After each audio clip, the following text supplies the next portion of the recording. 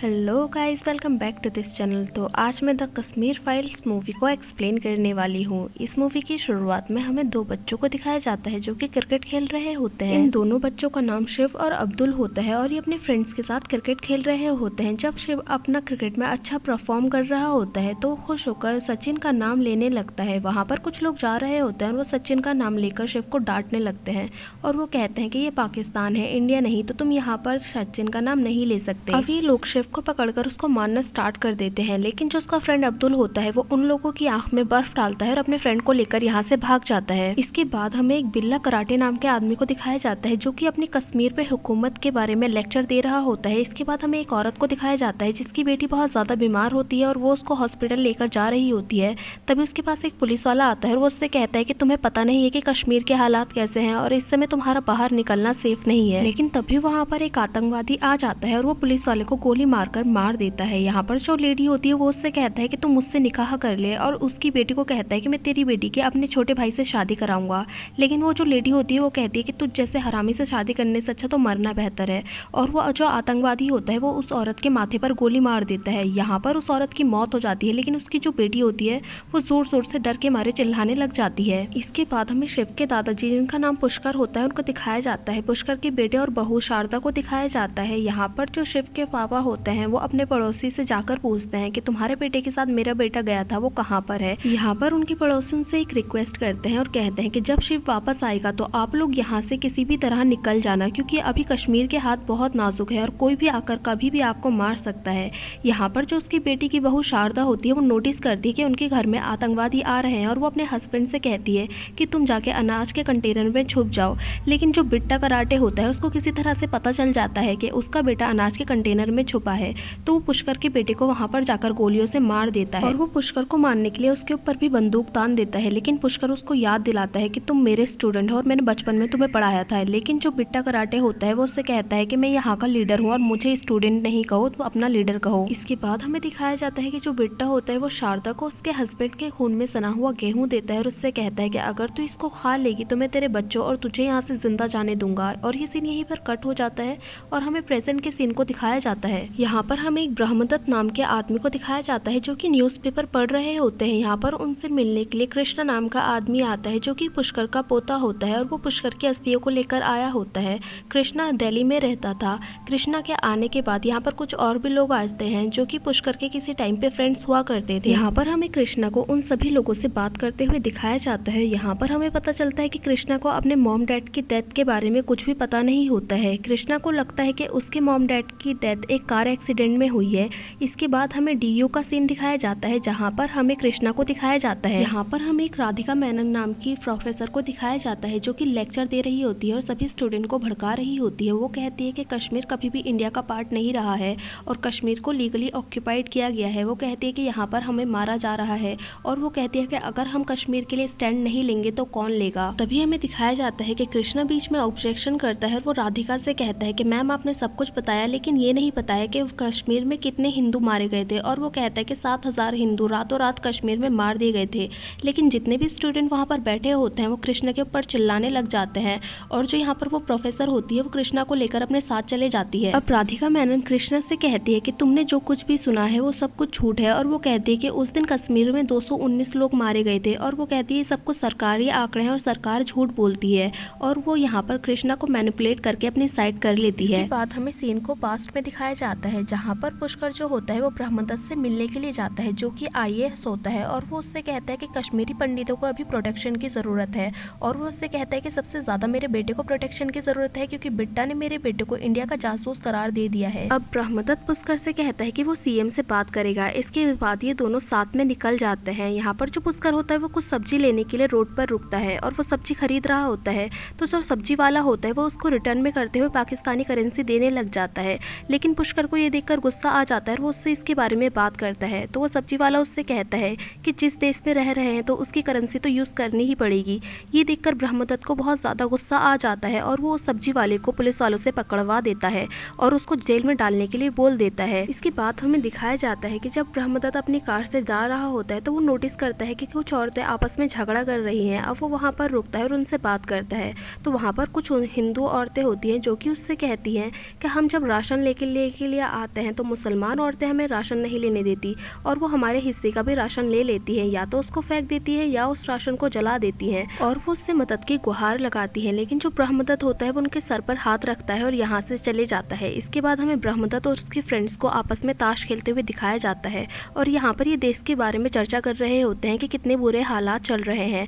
इसके बाद हमें दिखाया जाता है कि जब ब्रह्मदत्त अपने घर से बाहर आ रहा होता है तो वो इंडिया के फ्लैग को नोटिस करता है और यहाँ पर जो पुलिस वाले होते हैं वो एक छोटी बच्ची को रोज़ देते हैं, जिसको लेकर वो बहुत ज़्यादा खुश हो जाती है। लेकिन तभी वहाँ पर आतंकवादी आ जाते हैं और वो सभी पुलिस वालों को मार देते हैं और जहाँ पर इंडिया का फ्लैग लगा होता है वो वहाँ से इंडिया के फ्लैग को निकालकर वहाँ पर पाकिस्तान का झंडा लगा देते हैं। इसके बाद हमें दिखाया जाता है कि ब्रह्मदत्त सीएम से बात करने के लिए जाता है कश्मीरी पंडितों की सेफ्टी के बारे में, लेकिन जो सीएम होता है वो उल्टा ब्रह्मदत्त को ही डांटने लग जाता है और उससे कहता है कि तुम यहाँ के एसआई हो, तुम्हें यहाँ की सेफ्टी का ख्याल रखना चाहिए और तुम ऐसी बातें कर रहे हो, और वो इसकी बातों को इग्नोर करके यहाँ से चले जाते हैं।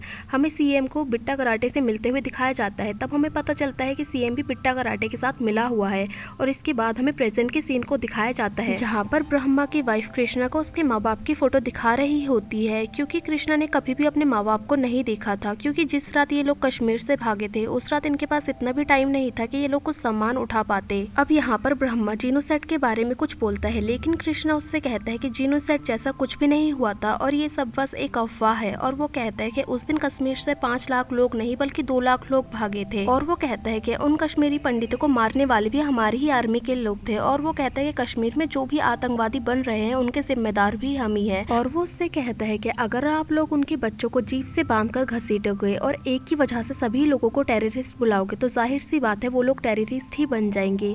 कृष्णा की ये सारी बातें सुनकर ब्रह्मा को बहुत ज्यादा गुस्सा आ जाता है और वो कृष्णा को फ्लैशबैक की स्टोरी सुनाना स्टार्ट करते हैं और मूवी उसी रात में शिफ्ट हो जाती है जहाँ पर बिट्टा शारदा को वो गेहूँ खाने के लिए बोलता है। अब शारदा अपने बच्चों को बचाने के लिए वो गेहूँ खा लेती है और जो आतंकवादी होता है बिट्टा वो अपने वादे के मुताबिक उन लोगों को उसी हाल में जिंदा छोड़कर चले जाता है।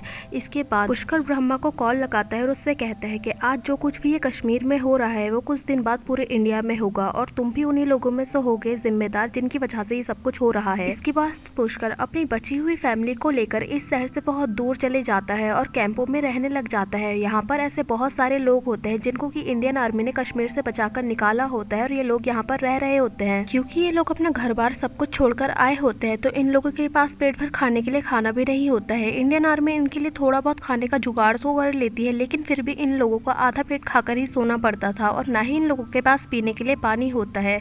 इस टेंट में रहने के बाद पुष्कर की आईसाइट वीक होने लगी है और ये लोग बस इसी आस में रह रहे होते हैं कि एक दिन ये अपने घर वापस जरूर जाएंगे। इसके बाद हमें ब्रह्मा को दिखाया जाता है जो कि कश्मीरी पंडितों से मिलने के लिए आया होता है और वो एसआई से प्रमोट होकर होम मिनिस्टर का एडवाइजर बन चुका होता है। उसके साथ होम मिनिस्टर भी आए होते हैं। कश्मीरी पंडित जब उन लोगों से मिलते हैं तो वो अपने सारी परेशानियों को उनको बताते हैं। तभी पुष्कर भीड़ के पीछे से निकलकर आता है और वो आर्टिकल 370 को रिमूव करने की बात करता है। यहाँ पर जो ब्रह्मा होता है वो पुष्कर को देखकर काफी बैड फील करता है क्योंकि उसकी आंखें खराब हो चुकी होती हैं और वो थोड़ा मेंटली डिस्टर्ब भी हो चुका होता है और वो ब्रह्मा को भी नहीं पहचानता। ब्रह्मा अब पुष्कर की फैमिली से मिलने के लिए जाता है और वो उसकी बहू शारदा से कहता है कि मैं तुम्हें एक नया घर दिलवा सकता हूँ और तुम्हारे लिए जॉब भी दिलवा सकता हूँ, और शारदा इस बात के लिए अग्री हो जाती है और ये लोग नए घर में रहना स्टार्ट कर देते हैं। लेकिन यहाँ पे भी हालात कुछ ज्यादा अच्छे नहीं होते। इसके बाद हमें बिट्टा को दिखाया जाता है जो कि मीडिया तक पहुंच जाता है और यहाँ पर वो कहता है कि मैंने ज्यादा लोगों को नहीं मारा, बस 20-25 लोगों को मारा है जो कि आतंकी थे, वो आरएसएस के थे। बिट्टा को न्यूज में देखकर पुष्कर को बहुत ज्यादा गुस्सा आता है और वो कहता है कि अब ये मीडिया तक भी पहुंच गया और कुछ दिन बाद ये पीएम तक भी पहुंच जाएगा, और वो कहता है कि मैं कब से पीएम से मिलने का ट्राई कर रहा हूँ।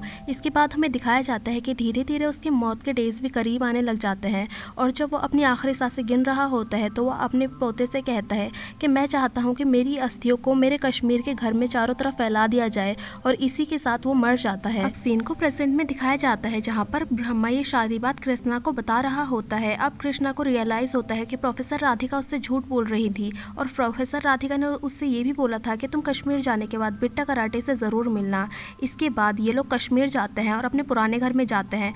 वहाँ पर जो शिव का मंदिर होता है उसमें शिव की मूर्ति को वापस से लगाते हैं और वो अपने दादा की इच्छा के अनुसार उनकी अस्थियों को कश्मीर के पूरे घर में बिखेर देता है, और इसी प्रकार पुष्कर की आखिरी इच्छा भी पूरी हो जाती है। इसके बाद कृष्णा यहाँ के एक आदमी के साथ बीटा कराटे से मिलने के लिए जाता है और वो उससे बात करता है और उसकी सारी बातों को अपने फोन में रिकॉर्ड करता है। ये आदमी कोई और नहीं बल्कि उसके भाई के बचपन का दोस्त अब्दुल होता है। है और वो उससे कहता है कि हम कभी भी पंडितों के अगेंस्ट नहीं थे और मेरे पूरे परिवार ने तो उनकी हेल्प की थी जब वो लोग यहाँ से जा रहे थे। इसके बाद फाइनली कृष्णा बिट्टा कराटे के पास पहुंच जाता है और बिट्टा कराटे उसका बहुत ही खुले दिल से स्वागत करता है और उसको बहुत ही अच्छे से ट्रीट करता है और वो उससे कहता है कि हमने किसी भी पंडित को नहीं मारा और वो लोग खुद ही ये घर छोड़कर जा रहे थे और कश्मीर छोड़कर जा रहे थे और वो अपनी तुलना भगत सिंह और गांधी जैसे फ्रीडम फाइटर से करता है। और यहाँ पर जो कृष्णा होता है वो उसकी बातों में वापस से आ जाता है। यहाँ से वापस जाने के बाद कृष्णा ब्रह्मा से लड़ाई करने लग जाता है और उसको बहुत उल्टा सीधा बोलने लग जाता है। जब पानी सर के ऊपर चले जाता है तो जो ब्रह्मा होता है वो उसके आगे 3 फाइल रख देता है। जब कृष्णा इन फाइल को खोलता है तो उसमें उसकी माँ और भाई का भी फोटो होता है जिसमें लिखा होता है कि बिट्टा कराटे ने उनको मार दिया था। ये सब कुछ देख के कृष्णा को बहुत ज्यादा रोना आ जाता है और वो जोर जोर से चिल्लाने लग जाता है। इसके बाद कृष्णा अपने कॉलेज जाता है और वहाँ पर प्रोफेसर राधिका एक सॉन्ग गा रही होती है जो कि सभी बच्चों को कश्मीर को लेकर मिसगाइड कर रही होती है। अब यहाँ पर कृष्णा भी आ जाता है तो राधिका उसे माइक देकर 2 शब्द बोलने के लिए बोलती है क्योंकि कृष्णा इस कॉलेज का प्रेसिडेंट बनने वाला था। अब ये टाइम आ चुका था जब सभी लोगों को सच्चाई पता लगने वाली थी। इसके बाद कृष्णा माइक को पकड़ता है और कुछ बोलना स्टार्ट करता है। अब कृष्णा कहता है कि बहुत साल पहले एक ऋषि मुनि कश्मीर गए थे जिनका नाम ऋषि कश्यप था और उन्होंने वहाँ पर तपस्या की और ज्ञान हासिल किया और उनके ही नाम पर इस जगह का नाम कश्मीर पड़ा। इसके बाद बहुत सारे ऋषि मुनि और ज्ञानी लोग कश्मीर में जाते हैं और वहाँ पर रिसर्च करते हैं और बहुत सारे पंडित लोग मिलकर कश्मीर को बसाते हैं। लेकिन इसके बाद कुछ टेररिस्ट वहाँ पर आते हैं और पनाह मांगते हैं